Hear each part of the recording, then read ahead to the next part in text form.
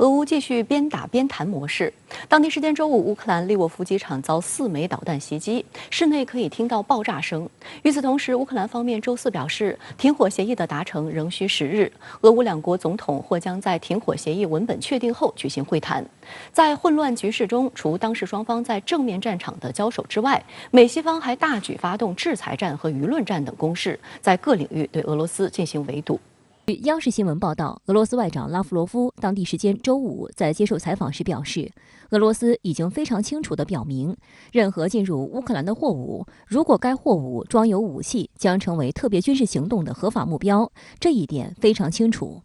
紧张局势下，俄乌谈判相关工作仍在紧锣密鼓地推进。新一轮谈判于周三进行。当天，泽连斯基在全国电视讲话中称，谈判正在进行中。据他所知，双方的立场听起来更加务实。乌克兰谈判代表、乌总统办公室主任顾问波多利亚克周四表示，达成停火协议可能还需要一些时日。不过，一旦确定了协议文本，乌俄总统的会谈可能会在近几周内举行。从乌克兰的角度讲，他现在已经也支撑不了太久，对吧？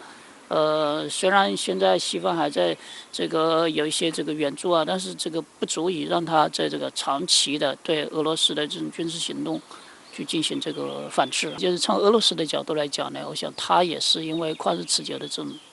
军事行动，也可能对他国内造成了很大的这个压力，对吧？有政治方面的、经济方面的压力啊，更加的大。所以从这两个国家各自的角度来讲，我想他们都双方需要能够尽快的结束这场战争。其实这也是国际社会的一个要求。俄罗斯代表团团长梅金斯基表示，俄方希望尽快与乌方达成协议。俄罗斯需要一个和平、中立、独立的乌克兰，而不是作为进攻俄罗斯桥头堡的乌克兰。梅金斯基透露，乌方提出乌克兰可成为一个奥地利或瑞典模式的中立地位的非军事国家，但同时拥有自己的军队。俄总统新闻秘书佩斯科夫随即表示，这可被视为乌方的妥协，但乌方代表波多利亚克否认了俄方说法。泽连斯基周三上午以视频方式在美国国会发表讲话。Create a no-fly zone over Ukraine to save people. Is this too much to ask? I have a dream.I need to protect our sky. I need your decision, your help. 值得一提的是，泽连斯基的这段演讲，美国国会相当捧场。不但礼堂座无虚席，议员们还特别佩戴美国和乌克兰国旗样式的徽章。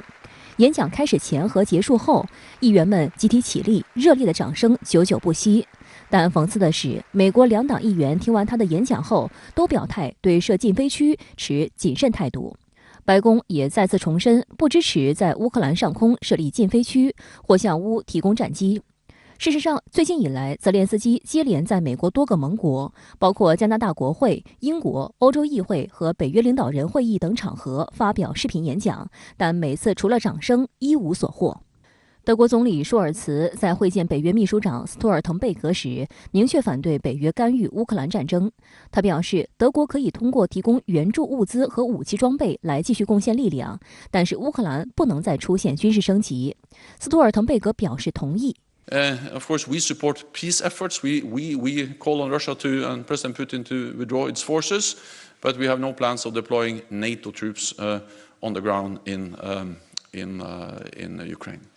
对于西方国家的真实态度，泽连斯基其实有相当清醒的认识。他周二就表示，需要承认乌克兰是无法加入北约的。Про нібито відкриті двері, але вже почули також, що нам туди не увійти, і це правда, і треба це визнавати. Я радий, що наш народ починає це розуміти. 虽然没有直接介入俄乌冲突，但美西方再度加码向俄罗斯发起制裁。当地时间周四，美国众议院以424票同意、8票反对的投票结果通过一项法案，终止美国与俄罗斯和白俄罗斯的正常贸易关系。目前，该法案正送往参议院进行审议。一经通过，将提高美国对俄罗斯和白俄罗斯的商品关税，并赋予总统拜登对俄罗斯和白俄罗斯出口商品征收更严格进口税的权利。《纽约时报》周三刊文指出，美国滥用制裁不仅损害了自身长期利益，更是动摇了美国在世界舞台的信用，最终将导致美国自身遭到反噬。美国彼得森国际经济研究所高级研究员加里·赫夫鲍尔认为，美国肆意挥霍造成财政赤字大幅扩张、滥用金融制裁以及其他储备货币地位的提升，都会对美元的现有储备货币地位构成挑战。国际货币基金组织数据显示，美元资产在全球央行外汇储备中所占比例已从71%降至去年第3季度的约59%，为26年来新低。作为对美国此前针对俄高层实施制裁的回应，俄罗斯周二对拜登、国务卿布林肯以及国防部长奥斯汀等13人实施制裁。分析指出，虽然欧洲国家领导人没有包括在俄罗斯这次制裁中，但欧洲却是这场制裁战中受打击最重的。纽约时报称，随着俄与买家的联系被切断，俄能源出口已开始放缓，油气价格飙升，首先将对欧洲造成沉重打击。许多欧洲国家民众的能源开支将翻倍。与此同时，欧洲各国政府还得大掏腰包进行补贴。法国将拿出155亿欧元，意大利55亿欧元，波兰20亿欧元等。欧盟的这个大约40%的能源都是依赖于俄罗斯进口，所以而且没有办法这近期之内解决掉，对吧？没有找到这个替代的来源市场，所以在这个情况下，他没有办法去脱离跟俄罗斯的这种实质性的能源依赖，还有一些移民冲击啊，这个是更深层次的，包括一些持久的安全威胁。因为这个冲突结束之后，澳门将会面临一个这个敌意更深的俄罗斯嘛，所以他们的这个安全困境会更加的重。美方还不断发起针对中国的舆论战，不断抹黑称中国未表明立场。对此，中国外交部发言人赵立坚周五在例行记者会上表示，中方在乌克兰问题上一直秉持客观公正立场，人的生命是宝贵的，不管是什么情况造成的平民伤亡，总是令人痛心和惋惜的。中方一直呼吁尽力避免平民伤亡。他同时提醒称，美国在关心乌克兰人民的同时，还应对在美国或北约对南联盟、叙利亚、伊拉克空袭中丧生的无辜平民表示关切。中方向乌克兰方面提供的是食品、儿童奶粉、睡袋、棉被、纺巢垫等急需的人道主义物资，而美方提供的却是致命性武器。美方最新援助的武器是给乌克兰带去了稳定和安全吗？还是会给乌克兰造成更多的平民伤亡？对于乌克兰的平民来说，他们更需要的是食品和睡袋，还是机枪和炮弹？稍具理性和常识的人对此都不难做出正确的判断。相关话题来连线特约评论员张思南。张先生您好。乌克兰总统泽连斯基对德国联邦议院发表视频演讲，要求德国提供更多军事支持，并对乌克兰加入北约一事表态。而德国总理舒尔茨明确反对北约介入乌克兰局势。那您觉得北约介入俄乌冲突的底线究竟在哪里呢？主持人好，我认为北约在俄乌冲突中有2个底线。第一个，我称之为法理底线，正如北大西洋公约第5条所载明，应视为对缔约国全体之攻击。一旦战火延烧至任何北约成员国，北约将采取一切必要的反击。但这个法理底线也是没有意义的，因为回顾过去30年俄罗斯的对外战略，我不认为俄罗斯会主动挑起与北约的常规军事冲突。第一，无论有些媒体如何告诉我们俄罗斯与西方之间的矛盾是多么的不可调和，但事实上，自苏联解体以来至2014年克里米亚危机，俄罗斯一直在坚定不移地奉行亲西方主义。就我个人而言，我看到的不是一个表面上不服就干的战斗民族伟岸形象，而是一场近乎于绝望的单恋。俄罗斯寄希望于在意识形态、政治体制、市场模式上与苏联进行彻底的切割，幻想在消除与西方世界的差异后，能够融入欧洲，乃至是融入整个西方世界。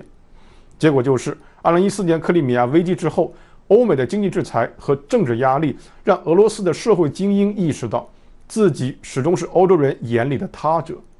俄罗斯前副总理苏尔科夫的一番话淋漓尽致地表达了俄罗斯人的这种失望。俄罗斯走向欧洲，欧洲却容不下俄罗斯。尽管俄罗斯表现出顺从，但还是没有被欧洲所接受。事实上，就在此次俄乌冲突之前，俄罗斯公开要求美国以书面形式保障乌克兰不会加入北约，以及北约不会再次东扩。有些媒体把这种要求解读为俄罗斯的某种强硬态度，但我从中读出的还是绝望与无奈。第二，我认为俄罗斯不愿意主动挑起与北约的常规军事冲突，除了根深蒂固的亲西方主义思潮之外，还在于俄罗斯的经济也不允许他这么做了。也就是说，除了不想，还有不能。30多年前的苏联可以与整个北约对抗，除了军事上旗鼓相当，有一群华约小弟，更因为当时的苏联是一个发达的工业国，有足够的经济底气。时至今日，陷入严重工业化不足、经济严重依赖能源出口的俄罗斯，根本无力与西方世界脱钩。某种意义上，这也反过来强化了俄罗斯政治上的亲西方主义。所以，这就是为什么我认为讨论北约介入俄乌冲突的法理底线并没有什么意义，因为北约完全看透了俄罗斯的战略幻想与现实困境。这就是为什么俄罗斯会被逼到了墙角，也是俄乌冲突之所以会爆发的根本原因。而这其中也隐藏着北约的第二个底线，也是真正的底线。我觉得与其叫做底线，不如叫做最低战略目标，那就是防止俄罗斯复活成苏联。只要俄罗斯不是苏联，那怎样俄罗斯才不会是苏联呢？我相信我们所有人都能想象西方国家心中那个残忍的答案。讽刺的是，这个答案始终贯穿于自苏联解体以来整个西方世界的对俄战略之中。欧美国家无论在言论还是行动之中都没有避讳过这一点。好的，也谢谢张先生跟我们共同在线分享您的观点，谢谢。美方近期在涉台问题上又做出一系列错误言行，先是前高官窜访台湾，紧接着与台签署一项约合15.7亿人民币的军售案，企图打台湾牌，搞以台制华。但与此同时，外界也注意到，台所谓友邦帕劳即将于下月举办国际会议，美方却强烈建议台当局低调参与。据台湾《中国时报》周五报道，帕劳将于下月13日和14日举办第7届我们的海洋大会。据悉，身为会议协办方的美国将由气候特使克里率团出席。面对这样一个难得在国际场合露面的机会，蔡英文当局决定派出台环保机构负责人张子静以所谓特使身份率团出席并致辞。然而，据岛内媒体爆料，美国国务院官员日前告知台当局在美联络机构，为了让各界专注在这一会议实质议题上的讨论，建议民进党当局此行务必低调，避免在会场或官方名册使用象征性符号，更应避免提及所谓特使这个头衔。对于美方这一盆冷水，台湾《中国时报》报道称，台当局在美联络机构虽不满意，但也只能表示尊重美方看法。而台外事部门则继续打肿脸充胖子。发言人欧江安于周四回应称，台当局将在所谓维护尊严的前提下，积极参与本次大会，并争取台方参与方式的最佳安排云云。更讽刺的是，我们的海洋大会主场馆还是台当局出资为帕劳修建的。2020年4月举办上梁典礼时，台北时任驻帕劳代表周明干还在钢梁上签名留念。对于台当局被美国建议低调参与，有岛内网友讽刺称，美国挺台湾挺假的，台湾果然只是棋子。事实上，对于台当局参与国际组织活动的问题，外交部曾表示，台湾地区参与国际组织活动问题必须也只能按照一个中国原则处理。国台办发言人马晓光也曾表明立场，即必须在一个中国原则下，通过两岸协商做出合情合理的安排。首先，我觉得在当前的这样一个时间节点上，特别是当前的这个国际的形势和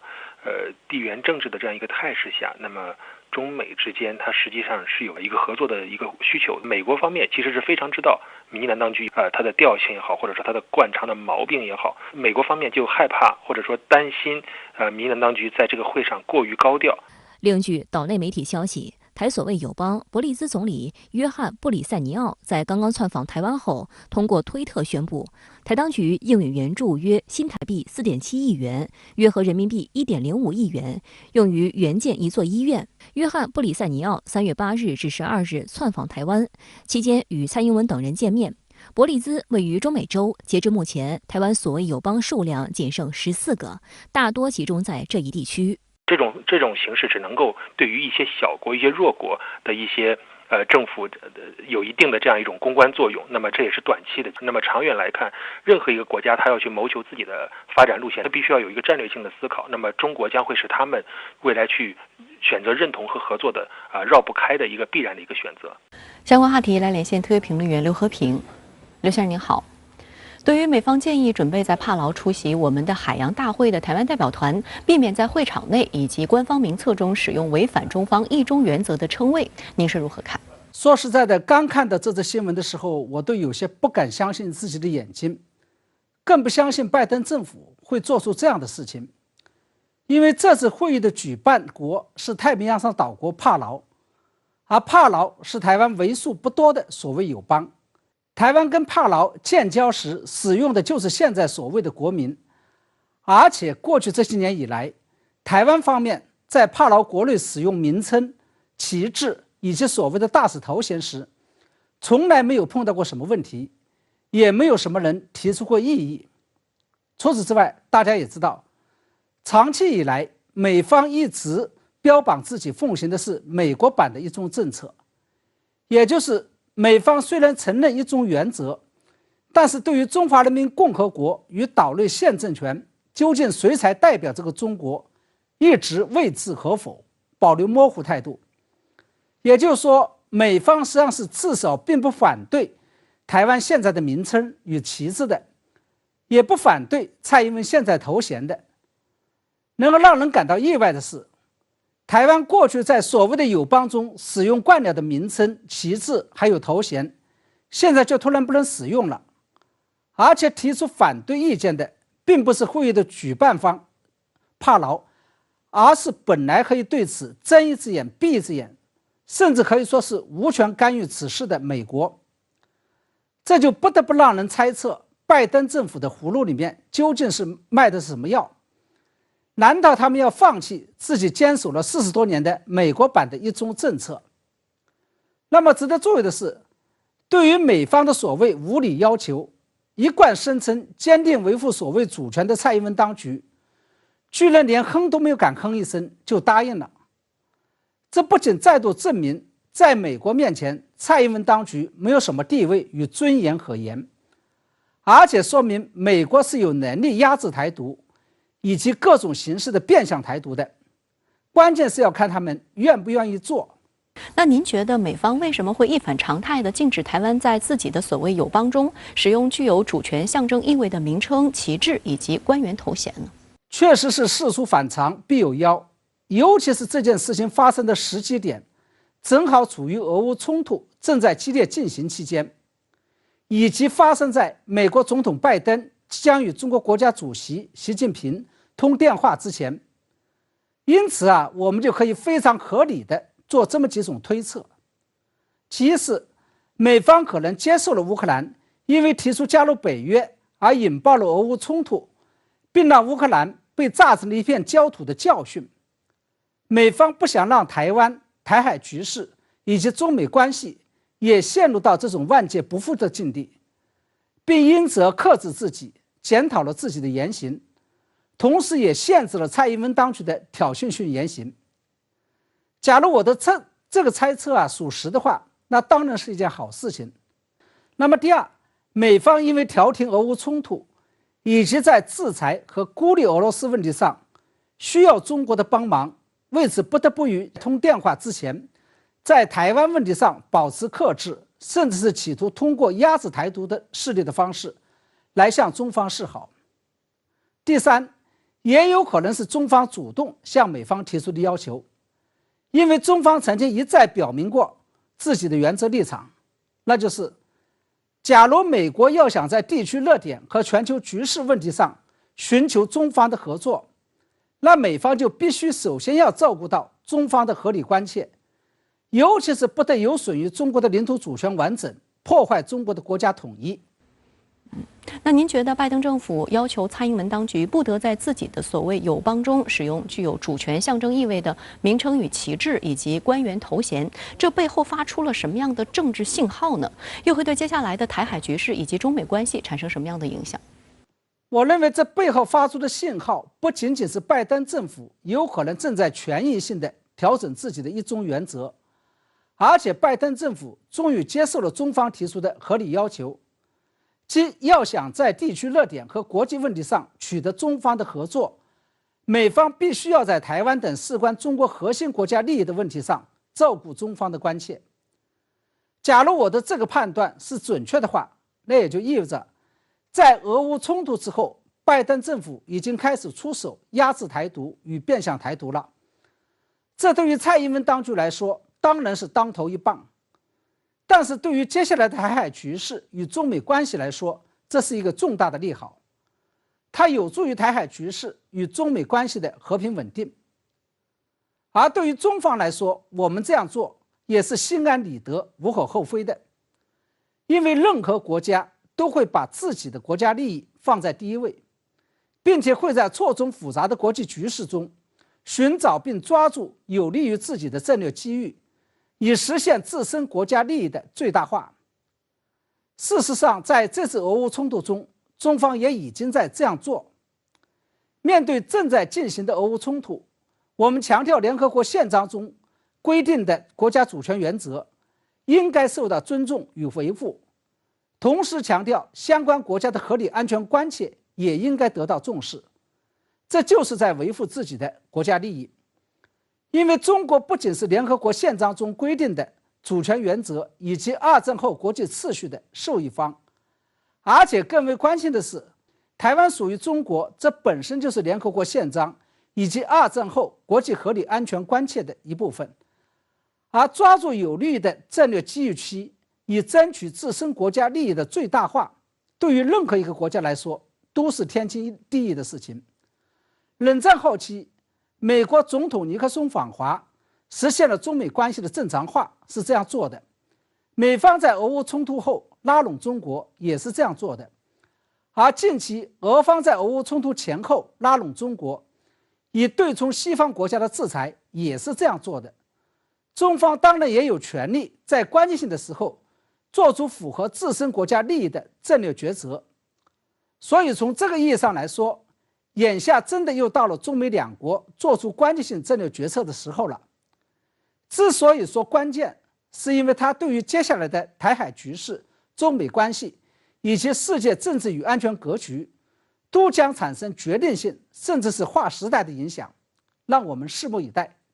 好的，也谢谢刘先生跟我们共同在线分享您的观点。谢谢。拜登政府上周刚刚签署一份对台军售合约，民进党当局又得寸进尺求购 AGM-158远程巡航导弹，但知情人士透露已被美方拒绝。为了挽回颜面，台当局又声称尚未破局。AGM-158是一款怎样的导弹？为何如此敏感？来看看报道。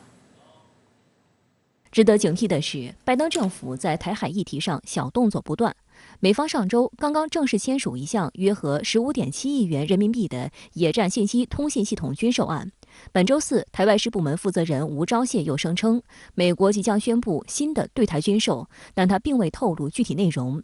拜登上台以来，已经实施对台军售3次，除帕拉丁155毫米自行榴弹炮外，还包括爱国者导弹工程勤务计划等。对此，外交部、国台办多次作出回应，坚决反对美国向中国台湾地区出售武器。民进党当局一再的拿台湾纳税人的血汗钱购买美国军火，企图以武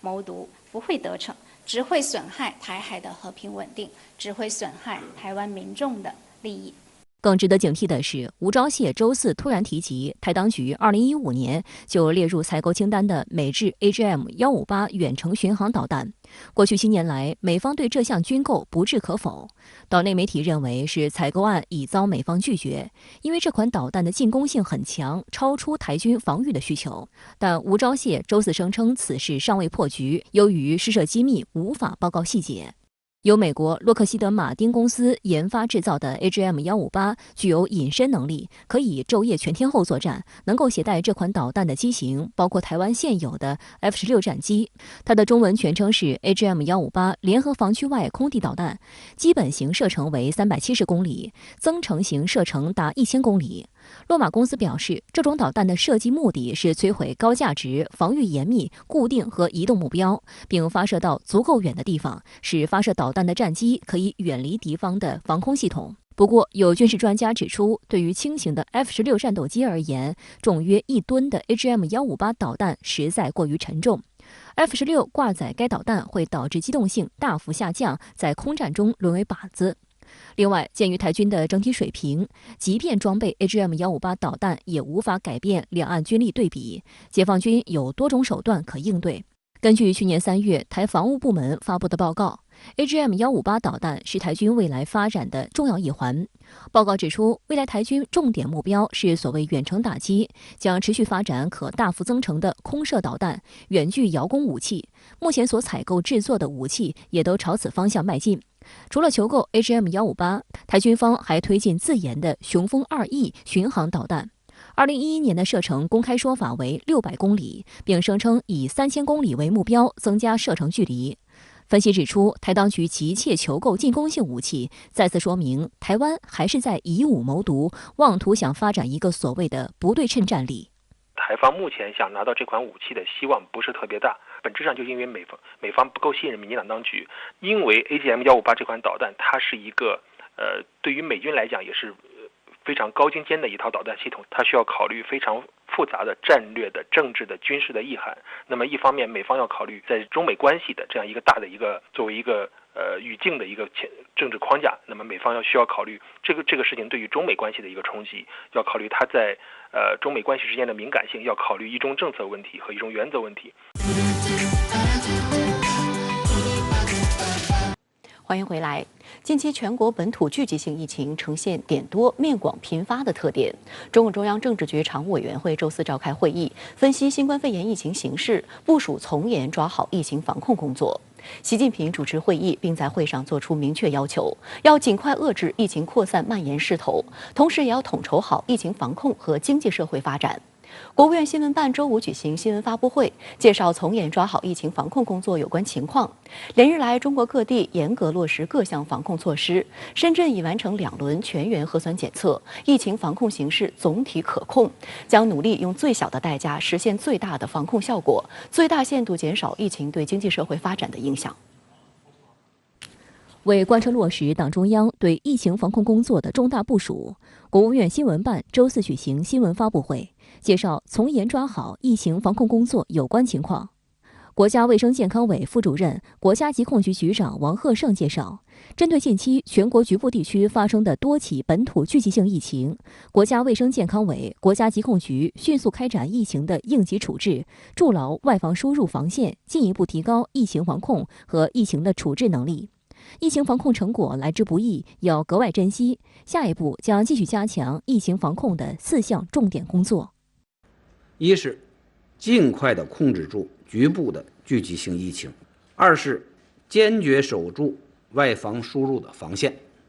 三是加强重点场所和重点地区常态化疫情防控的管理；四是进一步提高科学精准防控水平。发布会介绍，本轮疫情呈现出点多、面广、频发的特点，疫情输入的压力明显增加，疫情处置控制的难度也更大。全球本轮疫情是高位流行，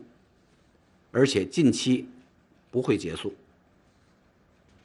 我们国家仍将持续面临同时多地发生以奥密克戎病毒株为主的这样的一个疫情防控的局面，可以说防控的形势日趋严峻复杂。实际上，世卫组织也提醒各国，疫情还没有结束。联合国网站消息，在过去的1周里，各国向世卫组织报告的新冠病例增加了8%，有1100多万例检测呈阳性。世卫组织总干事谭德赛周3表示，在经历了几周的下降之后，全球报告的新冠病例再次增加，特别是在亚洲部分地区。对此，世卫专家们发出警告，呼吁各国不要认为疫情已经结束。对于中国动态清零政策今年上半年会不会有所改变的问题，王贺胜说，中国的抗疫实践表明，坚持动态清零是当前务必守住的疫情防线。事实证明，动态清零做法符合中国国情，符合科学规律，路子是对的，效果是好的。尽管动态清零的防控措施会对部分地区的生产生活带来一些影响，但这些影响是短期的，范围是有限的。应该说，任何防控措施都会要有一定的代价，但同保护人民生命安全和身体健康相比，这些代价都是值得的。近日，国家卫健委公布的第9版新型冠状病毒肺炎诊疗方案，对收治措施、隔离管理等做出了调整。国家卫健委表示，方案的修订并不意味着防控政策的放松。那针对近日发布的第9版新冠诊疗方案，国家卫健委医政医管局局长焦亚辉在会上是明确地指出，第9版诊疗方案的修订并不意味着防控政策的放松。那此次修订是基于我国2年来的抗疫实践经验，以及落实习近平总书记的重要指示，更加科学精准做好疫情防控工作，努力用最小的代价实现最大的防控效果所做出的。针对今日公布的第9版新型冠状病毒肺炎诊疗方案，上海市新冠肺炎医疗救治专家组组长、华山医院感染科主任张文宏表示，这是目前为止我国发布的最科学、最合理的一版诊疗方案，对整个抗疫来说是一次非常具有战略性意义的调整。而面对未来疫情，人们手中将持有3种武器。第一个武器，疫苗的充分的注射。第二个，我们要有治疗的有效的抗病毒药物和其他药物，包括中医药这些支撑。第3点，有非常充足的医疗的冗余度。周五，深圳市新型冠状病毒肺炎疫情防控指挥部通告，自3月14号起，深圳已在全市范围内完成2轮全员核酸检测，部分区已实现社会面动态清零。全市疫情防控形势依然严峻，但总体可控。将根据疫情防控形势变化，及时动态调整防控策略，努力用最小的代价实现最大的防控效果，最大限度减少疫情对经济社会发展的影响。接下来，一手抓科学精准疫情防控，一手抓产业链供应链安全稳定。特别是对重点企业、重大工程、重大项目，开展点对点的服务，按照分组管理、分时作业、分区活动的原则，指导企业做好疫情防控措施。通过定点接驳、2点一线、专用巴士等方式，督促企业落实封闭管理要求。我们将建立企业诉求的快速响应机制，及时解决企业生产经营中遇到的困难和问题。周五起，深圳已实现社会面动态清零的盐田、平山、光明、大鹏新区、深汕特别合作区恢复正常运作秩序和生产经营。为了减少疫情对于生产经营的影响，深圳加大企业服务力度，开展分区、分级、分类，做好精准防控，实施一企一策、一厂一案，保障企业有序生产经营。在深圳市盐田区盐田港码头作业现场，集装箱正运上货船发往全球各地。为了加快船舶进出港的审批手续，深圳海事部门坚持远程监督和现场检查相结合模式，通过船舶自动识别系统、视频监控、无人机电子巡航等手段，开辟绿色通道，为进出港货轮提供便利。我们克服疫情带来的人力资源困难，统筹力量强化海上巡航力度和频度，开辟绿色通道，落实24小时秒批秒办、进出港手续一网通办等举措，推动优化进出港作业流程，压缩各环节等待时间，助推船舶快进快出。而走在已实现社会面动态清零的5区的主干道上，都能看到不少正常出行的市民，有的买菜购物，有的外出办事，大家都做好了个人防护，做到不聚集、不扎堆。就是小孩子都要出来玩一下，然后就想到去超市买点东西嘛。我也蛮放心的，他们防控工作做得挺好的。确实是非常的开心，大家一起抗疫啊，确实非常不容易，希望能够快点好起来。相关话题来连线特约评论员管瑶。管先生您好。中央政治局常委会召开会议，分析新冠肺炎疫情形势，部署从严抓好疫情防控工作。总书记特别强调，坚持就是胜利。那么您对此有何心得体会？总书记强调，坚持就是胜利，这呢对全国人民都是极大的信心鼓舞与精神提振。尤其呢对身处本土聚集性疫情发生地的数千万的干部群众，对类似我这样的深圳普通市民，更是一剂强心针。实现动态清零，尽快遏制疫情扩散蔓延的这个胜利在前，但是呢，承担疫情防控责任的属地、部门、单位、个人这四方，特别呢需要咬牙坚持。两军相遇，勇者胜。基于国内外疫情防控的复杂性、艰巨性、反复性，此时呢，尤其需要全民同欲、罗力同心，尤其需要全社会进一步动员起来，统一思想，坚定信心，来从严从实开展防控工作。那么坚持的反面就是麻痹、厌战、侥幸与松劲。那么这次常委会呢，也做出针对性的要求，号召克服麻痹思想、厌战情绪、侥幸心理、松劲心态，以时不我待的精神来抓实抓细疫情防控的各项工作。今天在国新办举行的新闻发布会上，就当前全国新一轮本土聚集性的疫情，国家卫健委副主任、国家疾控局的局长王鹤胜，他呢给出了4方面的诱因分析。其中呢第4点，他就特别谈到，有的地方思想松懈麻痹，有歇脚、缓一缓的心态，各方面准备不足，常态化的防控和应急处置放松了要求。那么这是国家卫健委针对当前疫情防控工作再次敲响警钟。那么各地区、各部门、各单位都应该对照中央的精神和战役的要求来自查自纠。对于我们老百姓呢，也确实需要有战役的思维，要主动配合，像中央要求的那样，掌握防疫知识，自觉遵守防疫要求，来加强自我防护。那么在疫情防控的策略选择上，中央政治局常委会一锤定音，坚持科学精准、动态清零。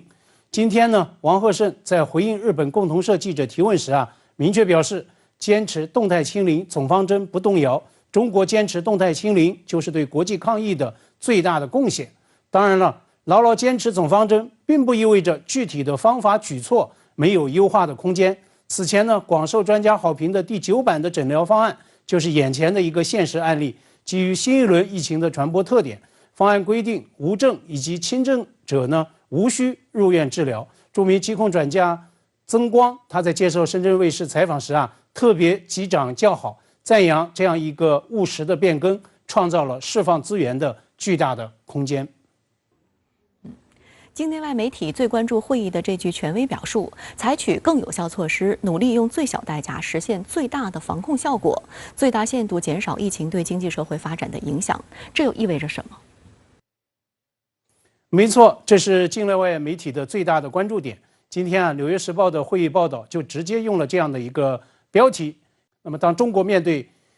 新一轮的疫情反弹呢，习近平敦促各级官员以最小的代价来防控新冠。那么以最小的代价实现最大的效果，在坚持动态清零不动摇和经济社会发展之间来做好统筹，这当然很难，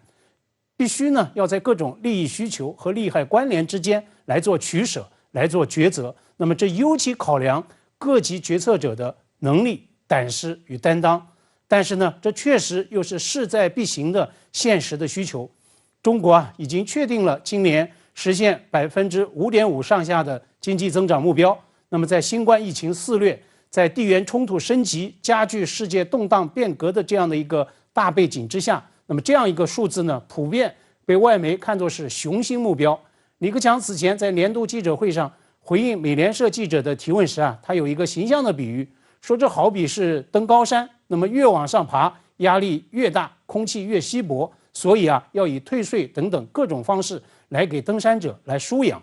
公共政策呢，它就是在各种约束变量之下来做选择。那么如果在疫情防控上走极端，搞一刀切，以过高的代价甚至不惜代价来实现防控效果，那么就不是在给经济社会发展在输氧，而是在断氧。今天呢，香港医管局的前行政总裁梁博贤，他在接受港媒采访时说了这样一句大白话，说奥密克戎变异株会夺命，失业、经济衰退呢也会死人。话糙理不糙，说的呢就是这样一个道理。那么要以最小代价实现最大效果，我们又应该如何做呢？纽约时报前天报道中国最新的疫情，用了这样一个预设立场的标题，说中国严格防控新一轮的疫情，全球供应链再受冲击。报道称，中国制造业约占到全球制造业的1/3份额。那么，鉴于新一轮的疫情发生在中国一线城市以及部分沿海经济省份，那么包括丰田、大众汽车、苹果手机等等跨国企业，以及电路板和计算机缆线等等关键零部件的这些个生产都已经受到了压力。所以在这样一个背景之下，包括盐田区在内的深圳5个区，在确认实现社会面动态清零之后，今天起全面恢复正常工作秩序和生产经营。那么这对外部世界来说，就是一个值得高度关注的好消息。众所周知，盐田港就在盐田区，那么这是全球供应链的一个重要的节点，要统筹兼顾、动态平衡，在最小代价和最大效果之间做连结。实际上呢，这次常委会也给出了路线图，就是要科学精准防控，要不断优化举措，要坚持稳中求进。比如呢，香港特首林郑月娥昨天就表示，全民核酸检测到底检不检，最快呢下周就会做出交代。香港疫情10万火急，原本预定本月进行3轮全民核酸检测，这呢被认为是一个战役关键手。但是呢，基于香港疫情发展出现的新的态势，全民核酸检测到底有没有必要再进行？现在呢，已成为承担战役主体责任的特区政府必须要面对权衡的一个重大选择。同理，今天呢，国家卫健委医管局的局长焦亚辉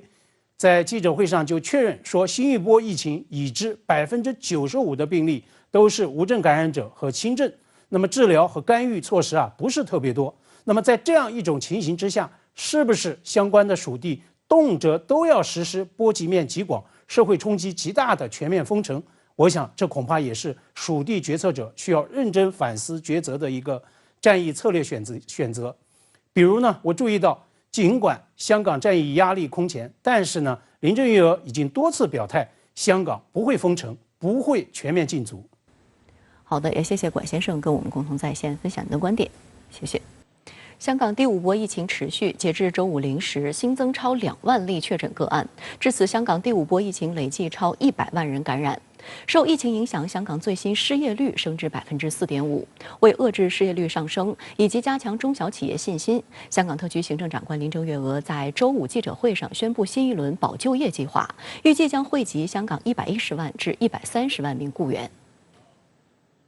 香港特区政府卫生署卫生防护中心下午公布，截至周五0时，香港新增2万082例确诊案例，第5波新冠疫情累计100万4313人确诊。此外，有206名新冠患者离世，年龄介乎25至106岁。另新增10间院舍出现确诊个案，包括3间安老院舍及7间残疾院舍。最新统计数字显示，香港最新失业率升至4.5%，较此前上升0.6个百分点，是1年来首次上升。受疫情影响明显，为遏制失业率上升及提升中小企业信心，香港特区行政长官林郑月娥周五在记者会上宣布推出新一轮保就业计划，为中小企业的雇员提供为期3个月，即从5月到7月的工资补贴，每月补贴8000港元。预计涉及款项260亿港元至310亿港元，将惠及110万至130万雇员，最快4月接受申请。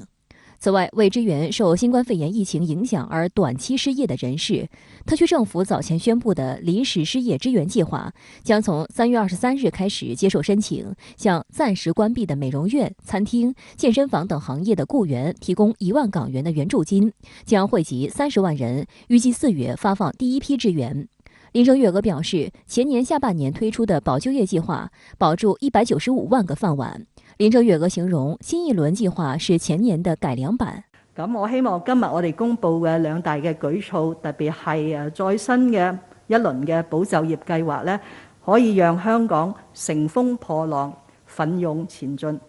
林郑月娥又表示，香港经济要复苏，前提是要战胜疫情，希望早日將疫情控制下來，就可以有條件逐步放寬社交隔離措施，受影響的場所就可以逐步營業。喺2020年推出保就業計劃嘅時候，我曾經形容過呢個係史無前例嘅及時雨嘅措施。今日嘅2022年保就業計劃呢，係一個撐企業、保就業、提振信心嘅舉措。我相信當疫情退卻嘅時候呢，基於好似2021年我哋見到嘅情景，香港嘅經濟呢係會長足咁恢復。在疫苗接種方面，據香港特區政府周五公布的最新數據，香港已接種第一針新冠疫苗的人口佔合資格人口91.4%，有81.7%的人口已接種第二針。另有超242萬人已接種第三針疫苗。3至11歲兒童方面，有56.6%已打第一針，有8.0%已打第二針。香港特區政府周五宣布，已接種2劑疫苗滿3個月的18歲至59歲人士，下周一早上8時起，可經網上預約系統預約接種第3劑新冠疫苗。